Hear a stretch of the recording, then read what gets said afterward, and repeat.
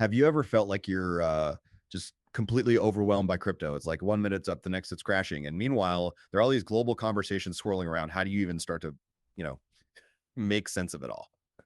Well, welcome to the deep dive, your shortcut to getting informed. Today, we're diving into the thinking of a really key voice in global finance, Gita Gopinath. She's an Indian American economist, was the chief economist at the IMF, that's the International Monetary Fund from 2019 to 2022. And now she's the first deputy managing director since January 2022. Pretty impressive background, right? Harvard, University of Chicago. And she was actually the first woman ever to be chief economist at the IMF. Plus, she represents them at places like the G7, the G20, definitely an authority. So, for this deep dive, we've gathered a bunch of her public statements, some key interviews she did in 2022 with places like India Today and Business Today and official IMF papers. Our mission here is really to pull out the core insights from her perspective. We're looking at her view on regulating versus banning crypto, the risks she sees, especially for emerging economies, and her big push for global coordination. We'll explore the challenges, the opportunities, basically how she sees this whole fast-moving landscape. Yeah, and what's really interesting is how her academic background, leading things like the World Economic Outlook as chief economist, feeds directly into the policy side. Now, as first deputy managing director, she's overseeing a huge amount of the IMF's research, their economical policies. So she's not just commenting from the sidelines. She's genuinely one of the most authoritative voices on these really complex global issues like crypto. She's shaping the conversation. Okay, so let's get into her basic position because it's crystal clear and pretty consistent. Gopinath argues for regulating cryptocurrencies, not banning them outright. And her logic is, well, it's very pragmatic. Right. She laid this out back in December 2021, I think it was, at an event in India. She pointed out that crypto is decentralized by nature. And also a lot of the exchanges operate, as she put it, offshore. So they're kind of outside the reach of any one country's rules. Makes sense. Which makes it super hard for a single nation to control, right? She actually said many of these exchanges are offshore and not subject to the regulation of a particular country. Yeah, you can't really regulate something effectively if it just hops borders instantly. Exactly. Then, jump to 2022, she did an interview with India Today and really hammered home the volatility point. Remember that massive drop from like $3 trillion down to $1.5 trillion? Oh, yeah, wild swings. In just 6 months. Right. So for her, that just highlights how speculative it is and why regulation is needed, to protect people investing in it. She did say she doesn't see it as an immediate global threat. But the key thing was the urgency she feels about tackling the risks, especially how it could undermine national financial control. That's a really important nuance. It's a pragmatic view, isn't it? Recognizing this thing isn't just going away. You can't wish it away. So the first step is acknowledging it's here to stay and figuring out how to manage it. Right. Trying to ban it, as you said earlier, is like trying to ban the internet. Just not going to happen in our connected world. Totally. And from there, Gopinath really zeroes in on a critical point: why emerging economies face unique challenges with crypto. She pointed out that adoption rates are often higher there than in developed countries. That's interesting. Why is that, do you think? Or why does she think? Well, her main insight seems to be how crypto can be used to get around things like exchange controls or capital restrictions.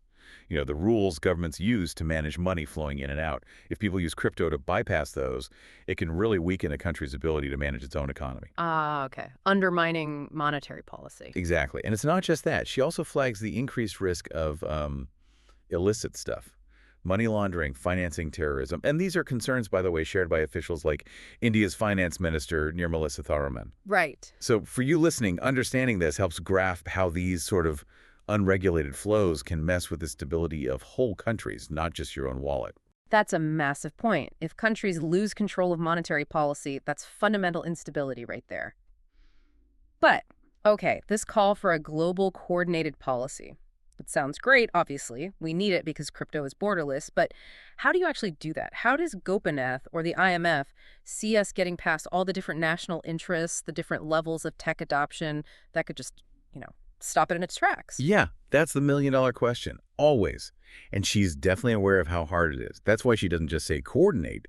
She calls for a comprehensive, consistent, and coordinated global framework. The IMF backs this up in their publications, too. Okay, so more than just a handshake agreement. Right. They've talked about specifics, like authorizing crypto service providers, setting rules for brokers, standards for banks dealing with crypto. The core idea is that international cooperation is absolutely essential. No single country can police this alone. It's like trying to regulate the weather in just your backyard. A global problem needs a global solution. Makes sense on paper. And we have seen her ideas sort of echo in the real world, especially in India. Her views seem to align with the debates they were having about that crypto bill in 2021. Remember there was talk of a ban? Yeah, initially. But it shifted towards regulation, treating crypto more like other assets, which is pretty much what Gopinath was recommending. Interesting alignment there. Now, here's a little curveball, a personal detail. Gopinath actually said in a Business Today interview in 2022 that she doesn't invest in crypto herself. Her reason, a high aversion to risk. Wow, okay. That's quite telling, isn't it? Here you have someone at the top of the IMF advising governments on these very risks, and she's personally staying away. Yeah. And it's not just her. Other big-name economists like Joseph Stiglitz, Paul Krugman, Nobel winners, they've also been pretty critical of crypto's volatility, its speculative nature. Right. It really highlights that even among top economic thinkers, there's a clear sense that the crypto market, at least right now, is inherently unstable. It really makes you wonder, doesn't it? If someone like Gopinath, whose whole job involves understanding global financial stability, isn't putting her own money in, what does that signal maybe for the average person looking at this space? Exactly. And that leads us right back to the ongoing challenges that Gopinath and the IMF are still wrestling with. There are like 5 big ones. First, that global coordination piece we talked about, just getting everyone on the same page is incredibly hard. Different priorities, different capabilities. Okay, coordination. What else? Second, the decentralization itself. How do you apply old school national rules to something designed to not have central control? Tricky, yeah. Third, those emerging market risks. Mass adoption there can cause real problems if the regulatory systems aren't strong enough. Right, the vulnerability issue. Fourth, the balancing act.